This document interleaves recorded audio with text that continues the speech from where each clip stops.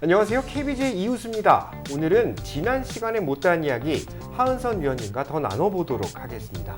네, 안녕하세요. 반갑습니다. 반갑습니다. 네, 정말 한 해에도 정말 많은 영화 작품들이 이렇게 나오고 있고 시리즈도 많이 풀리고 있는데 직업상 이 많은 컨텐츠를 어떻게 다 리뷰를 하세요? 굉장히 많은 시간이 들 것 같은데 전 일하시는 과정이 너무 궁금하거든요. 어떻게 이걸 다 봐요? 좋아서 하는 일이니까 즐겁게 하고 있고요. 그리고 이제 영화 같은 경우는 저희가 영화제를 많이 다녀요. 칸 영화제, 베를린 영화제, 베니스 영화제. 그래서 프리미어를 하게 되면은 남들이 보지 않은 그런 영화를 내가 제일 먼저 본다라는 기쁨이 있으니까 즐겁게 보고요. 또 워낙 요즘은 다행스럽게 영화 상영 시간이 2시간 이내로 줄었더라고요. 정말 3시간 30분짜리 영화 볼 때는 괴로웠는데 2시간 이내는 정말 즐겁게 봅니다.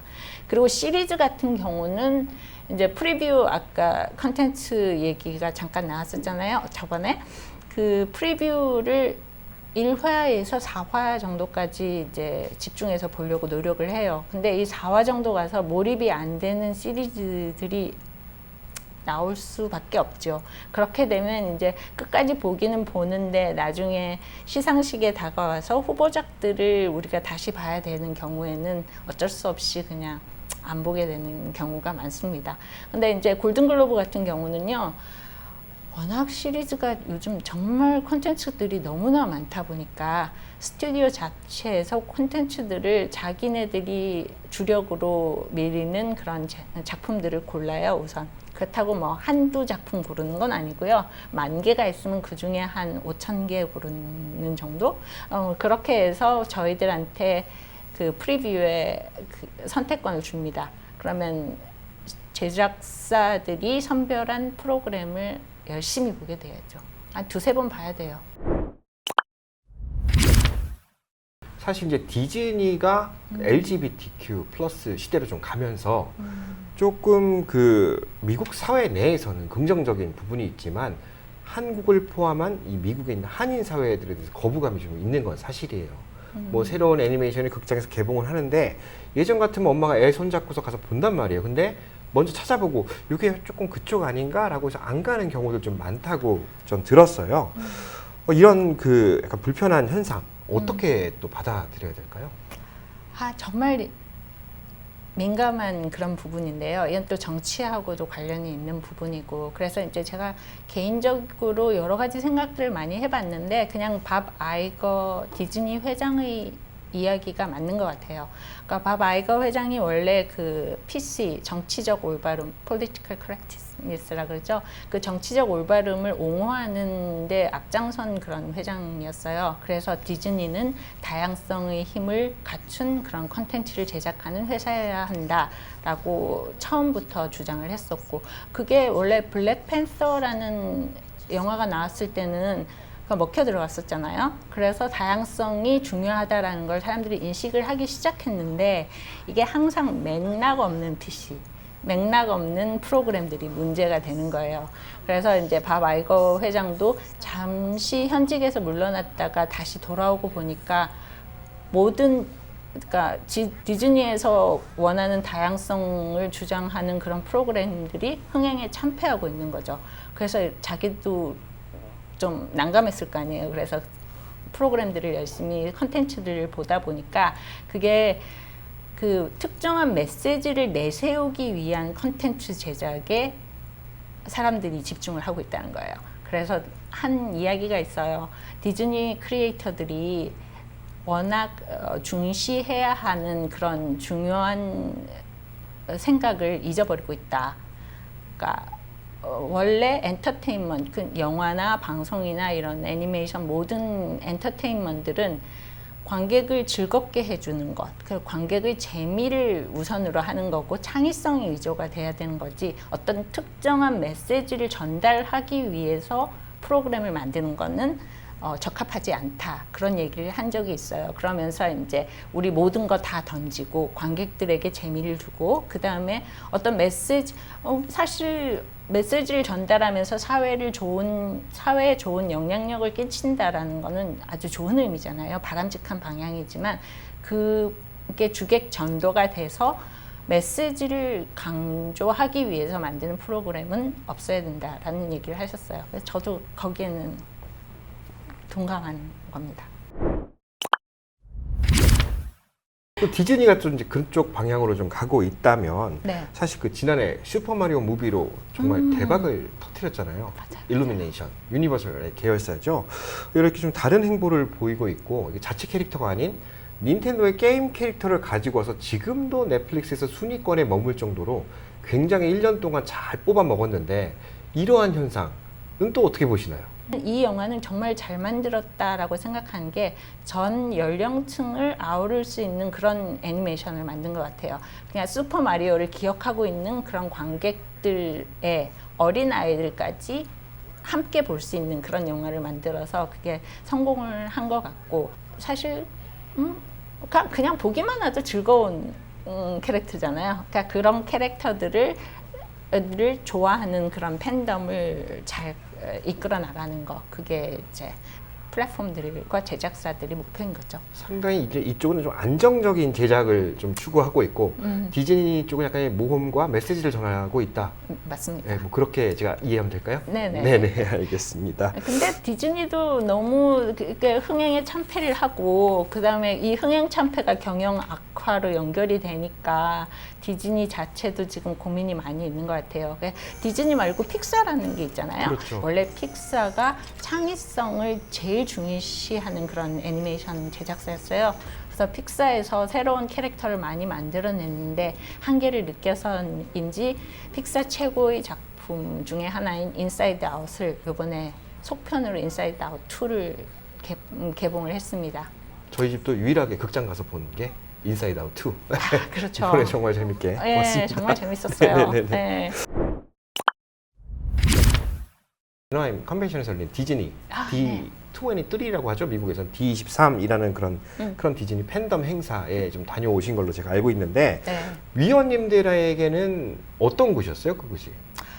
디즈니 D23는요. 그러니까 디즈니의 D하고 23가 디즈니 설립 연도 1923년을 의미하는 거예요. 근데 원래 이 D23가 팬덤, 그러니까 팬클럽의 이름이기도 하다 그러더라고요.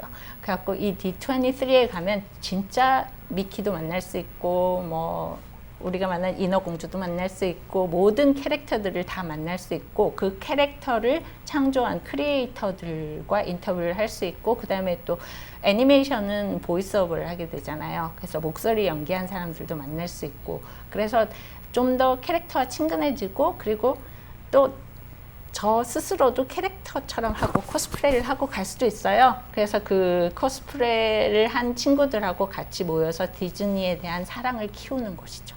실제 현장에 가보니까 그 각 작품별로 캐릭터별로 이렇게 잘 구분이 되어 있고 그 유명하신 분들이 좀 많이 나와 있더라고요. 이런 분들을 보면서 또 이제 이분들의 눈빛도 중요하지만 그 현장을 찾아와서 그 많은 인파 속에서 보러 오신 분들에 대한 감명도 좀 깊었던 것 같아요. 저도 개인적으로. 그렇죠. 앞으로도 이런 행사들에 자주 이렇게 초청을 받으실 텐데 이런 행사에 좀 자주 참여하시는 건 뭐 개인적으로 어렵거나 힘드신 점은 없는지, 직업상 가야 될 수도 있는 부분에 대해서 여쭤보는 거예요. 근데 처음에는 저는 이제 엔터테인먼트를 한 20-30년 하다 보니까 이렇게 호불호가 있었어요. 이 캐릭터는 왠지 마음에 안 들어.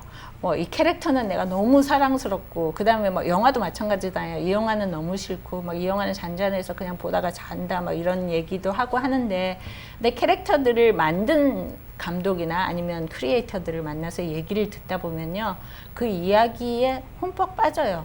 그래서 싫어하는 캐릭터도 그냥 좋아하게 되고, 그러니까 그런 생각의 전환, 사고의 전환을 위해서 행사장에 찾는 경우가 많습니다. 그리고 위원님들이 오시면 따로 시간도 좀 빼주신다고 제가 들었는데. 네네. 1대1 인터뷰를 하는 경우도 있고, 그 다음에 라운드 테이블이라고 한 5-6명이 기자들이 돌아가면서 질문을 할 수 있도록 하는 라운드 테이블 행사도 있고요. 그리고 이제 애프터 파티라는 게 있어요. 그럼 애프터 파티는 자유롭게 뭐 다가가서 얘기를 건넬 수 있는 거. 콘서트 리얼리티 쇼라는 장르가 또 굉장히 스트리머에서 인기인데 뭐 팬데믹도 아니고 직접 가서 보면 되는데 또 이런 게 또 인기가 생기는 이유도 굉장히 궁금하거든요. 요즘은 뮤지컬이 아니라 콘서트 무비라는 장르가 새로 생겼어요. 그래서 콘서트 무비들을 스트리밍에서 그러니까 공개를 하게 되는데, 이 콘서트 무비에는 아시다시피 BTS, 방탄소년단의 그 영향력이 아주 큰 것 같아요. 그래서 디즈니 같은 경우는 BTS의 라이브 콘서트를 공개를 하고, BTS의 라이브 콘서트 공개 시점에 맞춰서 BTS 멤버 한 사람과 예능 프로그램을 찍는다든지 아니면 어떤 리얼리티 프로그램을 찍는다든지 해서 가입자 수를 늘리는 거죠. 콘서트 관객까지 플랫폼의 가입자로 가입을 할 수 있도록 그렇게 마케팅을 하고 있어요. K-팝이라는 그런 장르가 결국에는 이제 K 컨텐츠의 통합 플랫폼으로 발전을 하고 있다라는. K콘에 갔었어요. 그 K콘에 갔는데 거기 비비라는 가수가 밤양갱으로 요즘 아주 인기를 끌고 있더라고요. 비비라는 가수의 퍼포먼스를 보면서 저 친구 작년에 내가 칸 영화제에서 본 친구 아닌가 이렇게 생각을 했어요. 칸 영화제에 그 초청한 작품 중에 화란이라는 작품이 있었는데요. 거기 이제 송중기 배우도 나오고 홍사빈 배우도 나오고 김형서 배우가 나오는데, 이게 이제 주인공의 의붓 여동생 역할, 그게 가수 비비더라고요. 그래갖고 그때는 제가 칸 영화제에서 저녁을 같이 먹으면서 대화를 나눌 때는, 그러니까 아무래도 여고생 역이고 하니까 당차지만 좀 풋풋한 느낌이 있다. 그리고 본인이 가수긴 하지만 나는 시나리오도 쓰고 싶고 뭐 이렇게 아주 예쁘게 얘기를 하더라고요. 근데 이번 K콘 무대에서는 그 카리스마와 그 섹시함과 그 파워가 같은 사람 맞나 할 정도로 감추고 있었군요. 네, 그랬던 것 같아요. 그래서 아마 이런 그러니까 K 콘서트 뭐 이런 그 아이돌 그룹으로 알려져 있는 가수들이 배우로 왔을 때 또 시너지 효과가 있지 않을까, 그런 생각을 합니다. K 콘텐츠의 그 인기 그리고 이제 그 영향력은 계속 상승 곡선을 그리고 있어요. 근데 이제 새로운 도전들, 다른 국가의 영향력들도 커지고 있습니다. 앞으로 이렇게 K 콘텐츠가 지금의 자리를 유지하는, 즉 정상을 유지하려면 어떠한 노력들이 좀 더 필요할까요? 정말 기대되는 거는 12월 26일에 공개되는 그 오징어 게임 시즌 2예요. 그러니까 넷플릭스에서도 기대가 많은지 넷플릭스에서도 시즌 2를 공개하고 아마 잇따라서 시즌 3까지 공개를 하겠다라고 발표를 했고요. 그 다음에 이 오징어 게임 관련 게임을 출시한다고 알고 있어요. 그게 이제 넷플릭스에서는 최초의 멀티플레이어 게임이다라는 홍보도 하고 있고, 그만큼 아마 자신 있게 내놓는 콘텐츠가 아닐까 하는 기대를 하고 있거든요. 인플루언서라는 그 리얼리티쇼, 서바이벌 리얼리티 쇼를 봤는데요. 네. 거기 한국 친구 중에 하나가 틱탁 팔로워가 2,400만 명이라고 하더라고요. 한국 인구가 5천만 명이 조금 넘죠. 그럼 반 이상이, 물론 한국 사람은 아니지만 반 이상이 그 친구를 팔로우 한다는 건데, 틱톡에서. 그러면 옛날에 대장금이 40% 넘는 국민 드라마가 아니라 이거는 뭐 전 세계적으로 그 친구가 퍼뜨리는 그 홍보 효과가 대단하다고 봐요. 그러니까 우리는 콘텐츠를 사랑해주고, 그리고 콘텐츠 만드는 제작자들은 지금보다 훨씬 더 악조건이든 좋은 조건이든 그냥 최선을 다해서 열심히 만들면 K 콘텐츠의 미래는 밝지 않을까, 그런 생각을 합니다. 네, 오늘 바쁜 시간에 이렇게 시간 내주셔서 정말 감사합니다, 위원님. 앞으로도 많은 활동 그리고 또 우리 많은 응원, 한국 콘텐츠에 많은 응원 부탁드리겠습니다. 네. 감사합니다. K 콘텐츠는 지금도 성장을 거듭하고 있습니다. 앞으로도 지속적인 발전을 기대해 보겠습니다. 오늘도 시청해 주신 여러분 감사합니다.